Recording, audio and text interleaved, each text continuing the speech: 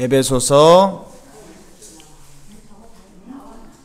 화면에 나옵니다. 에베소서 6장 11절에서부터 17절까지. 자, 우리 함께 천천히 합독하겠습니다. 시작. 마귀의 간계를 능히 대적하기 위하여 하나님의 전신갑주를 입으라.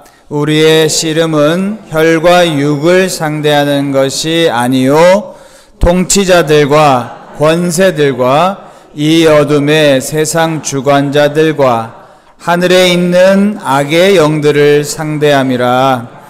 그러므로 하나님의 전신갑주를 취하라. 이는 악한 날에 너희가 능히 대적하고 모든 일을 행한 후에 서기 위함이라. 그런즉 서서 진리로 너희 허리띠를 띠고 의의 호심경을 붙이고 평안의 복음이 준비한 것으로 신을 신고 모든 것 위에 믿음의 방패를 가지고 이로써 능히 악한 자의 모든 불화살을 소멸하고 구원의 투구와 성령의 검 곧 하나님의 말씀을 가지라. 아멘. 자, 오늘 우리 이렇게 인사할까요? 거짓과 전쟁을 선포합시다. 우리 이렇게 인사하겠습니다. 거짓과 전쟁을 선포합시다. 할렐루야. 지난 시간까지 우리가 하나님의 전신갑주를 입으라 라고 하는 은혜를 나누면서 진리를 우리가 다루고 있습니다. 그래서 진리의 어떤 무기, 그것은 중요한 것이다 그랬고, 이 진리를 교묘하게 100% 진리가 아니고 뭐 1%, 2% 혹은 많게는 뭐 10% 이런 식으로 조금 비진리를 마귀가 섞어 놔서 사람들이 분별을 잘 못하도록 그렇게 한다 그랬어요. 그래서 예를 제가 몇 가지 드렸죠. 뭐 문제를 직면하는 것보다 회피하는 것이 훨씬 편하고 현실적이다. 어때요? 그 말만 들으면 아유 맞죠 목사님, 문제는 직면하는 게 아니고 회피하고 이렇게 피하게 되어지면 그건 현실적이긴 하죠. 그런데 이것이 사실은 비진리잖아요. 문제는 뭐예요? 문제를 직면해야 돼요? 피해야 돼요? 직면해야 됩니다. 그죠? 자, 교회에서 내가 꼴도 보기 싫은 사람이 있다. 어떻게 해야 돼? 제일 현실적인 방법 뭐예요? 교회로 옮기면 되지. 그죠? 근데 사실은 뭐예요? 옮기면 거기에 그 비슷한 유형의 사람이 또 있어요, 없어요? 있어요. 거기 꼭 있어요. 거기 가면. 그래서 또 만나거든요. 그러면 거기 가서 또 그 문제를 또 부딪혀야 돼요. 사실은 문제는 어떻게 돼요? 직면해야 됩니다. 그죠? 근데 우리가 알고는 있어요. 문제는 직면해야 된다 라고 알고 있으면서도 막상 그런 문제를 딱 맞닥뜨리면 어떻게 돼요? 현실적인 길을 자꾸 선택한다는 거죠. 사실은 마귀가 그런 식으로 진리 아닌 비진리를 살짝 섞어놔서 거기에 이제 사람이 넘어가도록 하는 거죠. 또 한 가지 우리가 또 배웠던 거 기억해보면 내가 불행한 것은 배우자 잘못 만나서다. 그래요? 아니라고 하는 것을 알고 있어요. 그죠? 아니라고 하는 것을 나는 머리로는 알고 있어요. 근데 막상 현실에서 배우자가 나에게 마음에 안 들거나 나에게 있어서 못난 행동한다. 그럼 어떻게 돼요? 아유, 내가 저 인간 만나서 내가 이렇게 산다고. 그런 말이 튀어나오죠? 이게 꼭 뭡니까? 비진리를 약간씩 섞어놔서 우리를 분별하지 못하도록 그렇게 하는 마귀의 전략이라 그랬어요. 자, 그러면 진리의 반대말은 뭡니까? 거짓이죠. 그죠? 참과 거짓, 참과 진리는 같은 것이고 참과 거짓은 정반대 말인데 거짓과 비진리와 우리는 사실은 어떻게 해야 돼요? 전쟁을 선포해야 돼요. 왜? 우리가 그렇게 전쟁을 선포하지 않으면 교묘하게 진리에다 뭘 섞어 놓으면 금방 그것을 분별하지 못하고 우리가 거기에 넘어가거든요. 그러니까 사실은 어떻게 해야 돼요? 우리는 비진리하고 아예 등지고 아예 내가 전쟁을 선포한다. 내가 그건 거들떠보지도 않는다 라고 생각해야 된다는 거야. 자, 포스트 모더니즘 시대다라고 지금을 우리가 말을 합니다. 사람들이. 포스트 모더니즘의 시대의 특징은 뭐냐면 다원주의예요. 여러 가지가 있다는 거예요. 그래서 이러한 것들을 다 우리가 구별하면서 거기에 맞게 우리가 살아가야 된다. 이게 세상 사람들의 논리입니다. 근데 사실은요, 그 포스트 모더니즘의 어떤 중요한 명제는 그런 거죠. 이 세상에는 확실하게 진리다! 라고 말할 수 있는 것은 없다. 분명하다, 그건. 이렇게 말해요, 사람들이. 자, 이 말에 오류가 있어요. 모순이 있습니다. 뭐죠? 잘 생각해 보면 우리가 알 수 있어요. 자, 이 세상에는 확실하게 이건 진리다! 라고 말할 수 있는 것은 없다! 자, 이 말 속에는 자기 확신이 들어가 있어요, 없어요? 있죠. 세상에는 진리라고, 확실하게 이건 진리라고 말할 수 있는 것은 세상에 없어! 내가 확실하게 말할 수 있어! 그렇게 말하는 거잖아요. 근데 자기가 벌써 확실하게 말할 수 있어! 이 말은 뭐예요? 내 말이 진리야! 이 말이잖아요. 그쵸? 근데 말이 안 맞잖아요. 분명히 이 세상에는 확실하게 진리가 이건 진리다라고 말할 수 있는 게 없다라고 분명히 말했는데 자기가 말을 하면서 이건 내 말은 진리야 라고 말하고 있잖아요. 모순이죠. 이 모순입니다. 근데 우리가 이런 말들을 사실은 계속해서 속아요.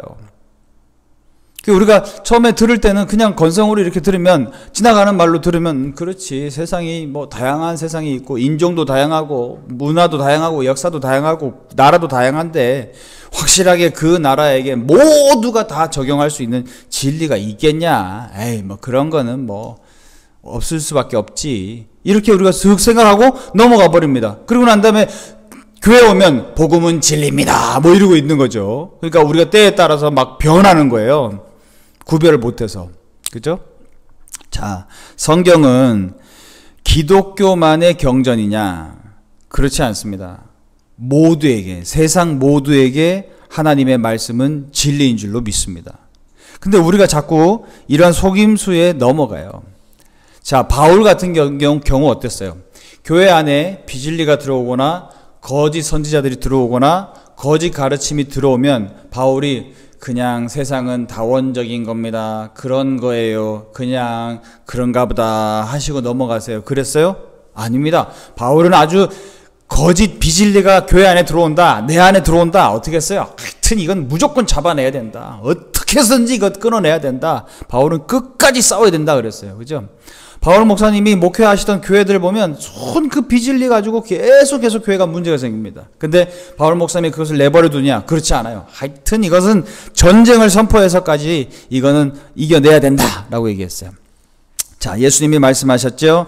하나님 아버지의 말씀이 진리다. 아버지의 말씀이 진리다. 그리고 그 진리가 너희를 자유하게 하리라.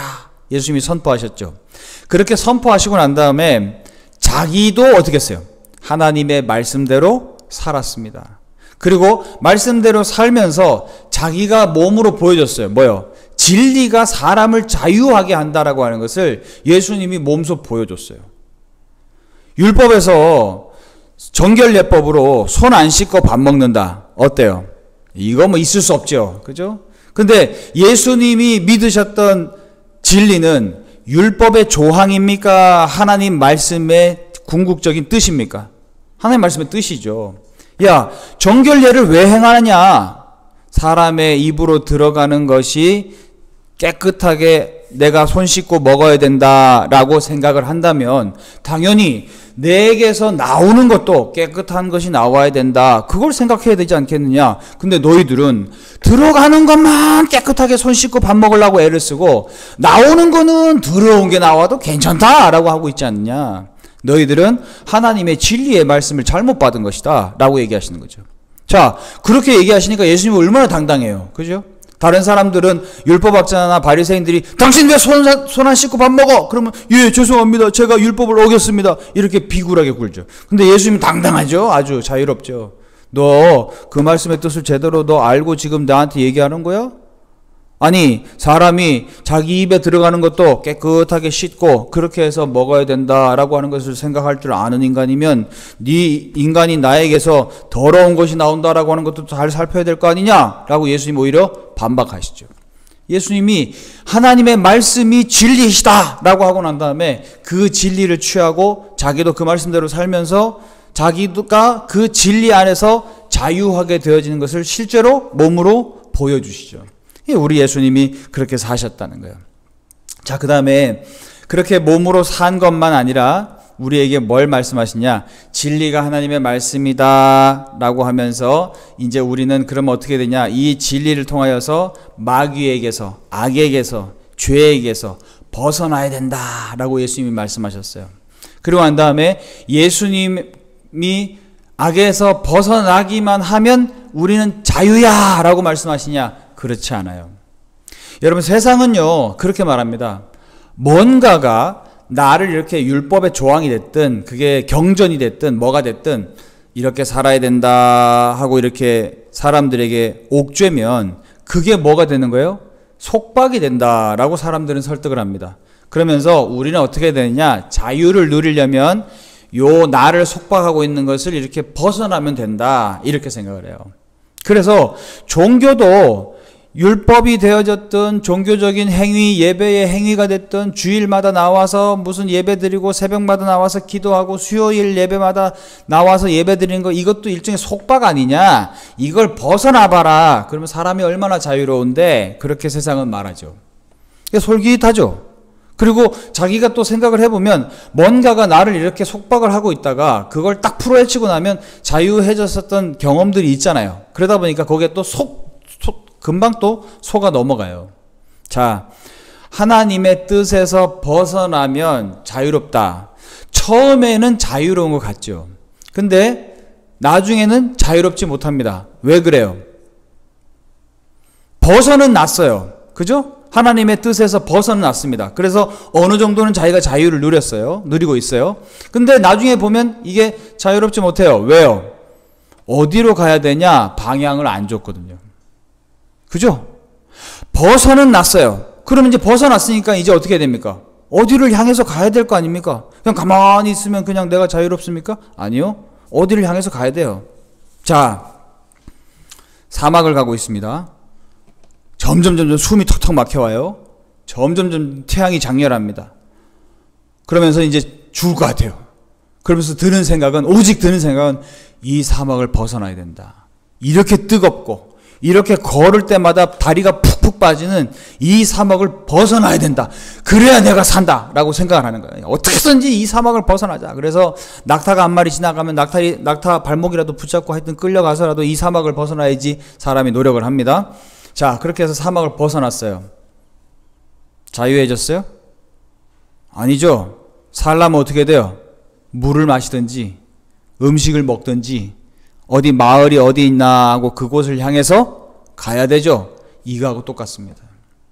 세상은요 온갖 지금 교리, 진리라고 말하는 것들, 종교, 뭐 사회, 문화 이런 것들, 관습 이런 것들이 많으니까 이런 것들을 가지고 꽉 옥죄어서 사람이 살면 얼마나 힘드냐. 그러니까 종교도 벗어나고 관습도 벗어나고 네가 중심이야, 네가 우주의 중심이야, 그러니까 네 멋대로 살아, 이러한 모든 굴레와 속박에서 벗어나 라고 세상은 말합니다.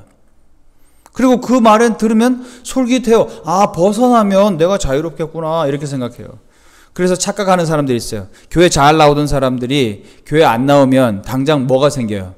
자기 여유 시간이 생겨요. 그죠? 주일날 교회 안 가도 되니까 주일날 벌써 교회 가려면 벌써 한 5시간, 4시간을 잡아먹을걸요? 자, 여성분들 같은 경우 1시간 전쯤에 일어나서 씻고 머리 감고 드라이하고 해야 되죠? 화장하고? 그죠? 그러면 봅시다. 11시 예배라고 한번 생각해봐요. 그러면 10시에는 일어나야 되죠? 그죠? 10시에 일어나서 안 되죠? 아니, 그러니까 제가 지금 그냥 극단적으로 예의를 드는 거예요. 내 한 몸만 지금 생각하는 거예요. 내 한 몸만 생각했을 때 뭐 밥 안 해도 되고 뭐 그런 거 다 집어치우고 오직 예배만 참석하는 나라고 생각한다면 1시간 전에 일어나서 충분히 씻고 머리하고 드라이하고 뭐 해화장하고 돼야 안 돼요? 안 돼. 왜? 차 타고 또 와야 되잖아. 그죠? 서울에서는. 그러니까 2시간 전에는 일어나야 된다고 쳐요. 그죠? 내 한 몸 위해서 2시간 전에 일어났어요. 그럼 11시 전에 1시간 전에 10시, 1시간 전에는 또 9시. 9시에는 일어나야 돼요. 9시에 일어나서 준비해서 11시에 예배 왔습니다. 11시부터 12시까지 예배 1시간 드리죠. 그 다음에 성도님들하고 교제하고 밥 먹어야 되죠. 그 다음에 또 속회 예배 아무것도 안 드리고 뭐 2부 활동 아무것도 안 한다, 뭐 선거대 연습 아무것도 안 한다 쳐도 예배 드리고 난 다음에 성도님들하고 뭐 그동안 살았었던 얘기 정도는 가볍게 나눠야 안 나요? 나눠요. 안 나눈다 쳐요. 12시 예배 땡 끝나면 집에 간다 라고 생각해봐요. 그러면 집에 가는 시간 또 있어요, 없어요? 있어요. 또 1시간 가야 돼요. 자, 그럼 벌써 몇 시간이에요? 4시간 5시간 잡아먹어요. 그죠? 자, 예배 한 번 안 나온다, 내가 종교를 벗어나야 되겠다, 내가 교회 다니는 것을 이제 그만둬야 되겠다 라고 생각하면 벌써 그 5시간은 다 자기 자유시간이야. 뒹굴든지 머리가 뭐 산발을 하든지 아무도 신경 안 써. 이게 얼마나 자유롭냐. 사람들은 그렇게 생각해요. 처음에는 그렇습니다. 그런데 점점 시간이 지나면 지날수록 곤고해져요. 왜요? 방향이 없거든요. 어디로 가야 되지? 교회라고 하는 것을 벗어나긴 벗어났는데 내가 어디를 향해 가야 되지? 이게 없으면 어떻게 돼요? 사람은 공고해집니다. 그렇습니다. 착각하는 거예요. 교회를 벗어나면, 하나님의 굴레를 벗어나면 자유롭다라고 생각하는데 자유롭지 않아요. 뭐 그렇게 해서 교회에 이제 안 나오고 난 다음에 좋다 그러면 이제 등산 좋으니까 요즘에 등산 동아리 들어서 가야지. 그래요? 가면 좋아요? 등산 동아리 가면 좋아요? 같이 사람들하고 또 어울려야지. 같이 연락해가지고 만나야지. 어디까지 집결해가지고 또 등산 힘들게 갔다가 내려오면서 그 사람들한테 휩쓸려야 돼. 그 사람들 또 뭐 하루 이틀 등산 다닌 사람들이 아니잖아요. 자, 우리 등산 기분 좋게 했는데 우리 막걸리에 파전이나 한잔 하러 갑시다. 그러면 또 어울려야 되죠. 그죠? 어울려야 돼요, 같이. 거기에 또 시간 쏟아요. 그러다 보면 또 사람이 또 피곤해집니다. 이게 내가 분명히 건강을 위해서, 내 여가를 위해서, 건강을 위해서 내가 등산을 한 것 같은데 이게 등산 잘하고 난 다음에 열량 높은 막걸리에 파전 먹으면 도루묵이잖아요. 그죠? 그러니까 자기가 이게 옳은 방향인가 하고 세워봤는데 그 방향대로 가봤더니 거기도 곤고하더라라고 하는 거예요. 착각입니다. 나를 둘러싸고 있는 굴레에서 벗어나면 내가 자유로울 것 같지만 안 그래요. 그것을 벗어나서 어느 방향으로 가야 될지 길을 제시해 줘야 돼요. 그런데 예수님이 그렇습니다. 예수님이 너희들은 악에서 벗어나라, 너희들은 비진리에서 벗어나라, 너는 마귀의 속박에서 벗어나라, 그렇게 말씀하셨죠? 벗어나고 난 다음에 예수님이 어떻게 하세요? 이제는 자유롭게 살아 네 마음대로, 그렇게 하시나요? 아닙니다. 하나님의 뜻을 향해서 가자, 저곳을 향해서 가자, 그게 진리다 라고 말씀하시고 그곳을 향해서 가죠. 예수님입니다. 자, 몇 가지 예를 들어볼까요? 자, 예수님의 십자가의 사랑에서 몇 가지만 생각해 볼게요. 대속 어때요?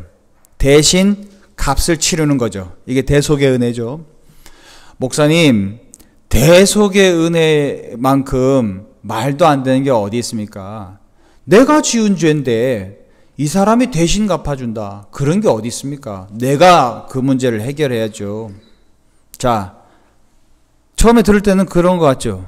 그죠? 근데 자, 그럼 이렇게 생각해 봅시다. 내가 지은 죄 없어져요, 안 없어져요? 안 없어져요. 그죠? 내가 한 행동, 내가 뱉은 말 다시 주워 담을 수 없듯이 내가 지은 죄 없어지지 않습니다. 이거 반드시 누가 해결해야 돼요. 자, 그러면 한번 어떻게 해결할까요, 죄를? 돈 많이 벌면 해결돼요? 죄 다 지었는데 오늘부터 내가 선포한다. 나는 이제부터 오늘부터 죄 없어 라고 선포하면 죄 없어지는 거예요? 세상이라고 하는 존재의 원리는요, 원인과 결과의 세상입니다. 자, 여기 지금 리모컨이 여기 있어요. 여기 지금 리모컨이 여기 있습니다. 이거 뭡니까? 결과죠. 그죠? 원인은 뭐예요? 누가 갖다 놨으니까 여기 있는 거죠. 얘가 저절로 기어와가지고 여기 올라와갖고 여기 앉아 있습니까? 그런 경우는 없어요. 세상에는요, 모든 것이 다 원인이 있고 결과가 있어요. 자, 결과는 죄인데 죄만 해결할 수도 없고 죄의 원인도 해결해야 되는데 그것도 해결할 수 없어요. 결과도 해결이 안 되고 원인도 해결이 안 돼요. 그러면 어떻게 해야 돼요? 내가 해결 안 되니까 나는 못합니다 해야 되죠. 나는 못합니다 라고 하고 있으면 어떻게 돼요? 계속해서 그 죄 문제는 해결이 안 나요. 누군가 능력자가 그 죄 문제를 해결할 수 있는 사람이 대신 값을 치르고 죄 문제를 해결해야 돼요. 이게 뭡니까? 대속의 은혜입니다. 대속. 할렐루야. 인간의 모든 죄의 문제를 인간이 도저히 결과도 해결할 수 없고 죄의 결과도 해결할 수 없고 죄의 원인도 해결할 수 없다. 그럼 어떻게 해요? 누군가는 대신 해야지요. 자, 그러면 누가 할 수 있어요? 이 세상의 모든 능력자 누구예요? 전지전능하신 하나님. 그분밖에 없죠. 그러니 그분이 내려오셔서 죄값을 대신 치르고 그리고 난 다음에 죄와 함께 죽어버리고 난 다음에 어떻게 해요? 너희들의 죄값을 내가 대신 치렀다 하는 대속의 은혜의 진리가 진리의 아니에요. 진리가 맞죠. 그 다음에 십자가 사랑은 희생이다 라고 말할 수 있는데 희생만큼 진리가 어디 있습니까? 세상에 있는 것들 중에 누군가의 희생, 누군가의 섬김을 통하여서 어떤 일이 되지 누군가의 희생 없이 되는 일이 어디 있어요? 아무것도 없어요. 하다못해 그냥 동물들도요. 그냥 새끼가 에 하고 낳잖아요. 어미가 없어. 아무도 그 새끼를 돌보지 않아. 어떻게 됩니까? 죽어요, 금방. 그죠? 금방 죽습니다. 어미가 태어나자마자 태반을 먹고 막 계속해서 핥아주고 감염이 되지 않도록 계속 핥아주고 그리고 젖을 물리고 어린 노루나 이런 것들 같은 경우는 소나 이런 것들 같은 경우는 송아지가 일어설 수 있도록 막 부추기고 핥아주고 자극하고 그렇게 해야 지가 다리에 힘이 들어가면서 일어서고 그렇게 해서 뛰기도 하고 엄마 젖 먹고 풀 먹고 그러면서 성장하죠. 세상에 어떤 것이 누군가의 희생 없이 되는 게 어디 있습니까? 여기 계신 분들 다 지금 부모님들이신데 자식 키워보셨잖아요. 그죠? 자식들은 지가 잘나서 그런 줄 알아요. 그죠? 근데 자기네들도 부모가 돼보면 어떻습니까? 알죠. 아, 결국에는 부모님의 끊임없는 희생이 나를 만들어냈구나. 금세 알고 수 있잖아요. 누군가의 희생 없이 존재하는 거, 누군가의 희생 없이 되어지는 거 아무것도 없다는 거예요. 자, 예수님의 십자가의 희생, 죄 문제도 그 십자가의 희생으로 말미암아 죄 문제가 해결되는 것이지 희생 없이 어떻게 죄 문제가 해결됩니까? 진리 아니에요. 진리입니다. 제가 어떤 특정 종교를 비판하는 것이 아니에요. 어떤 종교에서는 내가 많이 참선을 하고 자꾸 버리고 비워내고 그러면 없어진다라고 생각하는데 이게 뭐하고 똑같은 논리 맥락이냐면 내가 여기에서 이 속박에서 벗어나면 나는 자유로울 수 있다라고 하는 거하고 오류가 똑같은 오류예요. 제가 아까 말씀드렸잖아요. 어디에서 벗어나면 끝이냐? 아니죠. 어느 방향을 향해서 가야 된다 그랬어요. 똑같습니다. 내가 참선을 통해서 내 안에 있는 나를 속박하는 옛날의 기억들, 안 좋은 상처들, 뭐 그런 것들이 내가 다 참선을 통해서 비워내요. 자꾸 버려요. 나 이제 안 한다. 그런 거 상관하지 않는다. 괜찮다. 해서 해탈을 이뤄냈습니다. 이건 벗어난 단계예요. 벗어나면 끝이냐라고 하는 거예요. 아니에요. 어느 방향을 향해서 가게 돼 있어요. 세상 원리는. 그러니 예수님이 보여주신 십자가의 희생, 그것이 뭡니까? 진리죠. 값없이 구원받는다. 공짜로 구원받는다. 어때요? 맞아요? 틀려요? 진리예요? 비진리예요? 진리죠. 왜? 누군가가 대신해서 그 값을 다 치렀으니까 나한테는 공짜처럼 여겨지지만 사실은 값을 대신 치른 거예요? 안 치른 거예요? 치른 거예요.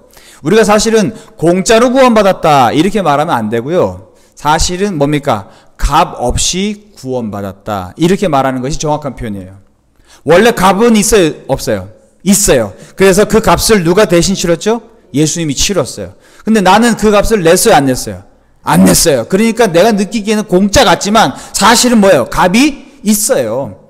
그러니까 성경이 뭐라고 얘기하는 겁니까? 값 없이 구원받았다 라고 얘기하는 거예요. 할렐루야. 진리죠. 기독교가 말하는 그 진리를 우리가 붙들고 수호해야 되죠. 비진리가 자꾸 들어오면 어떻게 돼요? 무조건 막아내고 거부하고 그것을 곰곰이 잘 생각해보고 기도하면서 그것을 내려놓을 수 있어야 돼요. 싸울 수 있어야 돼요. 그래야 우리가 진리를 지켜낼 수 있습니다.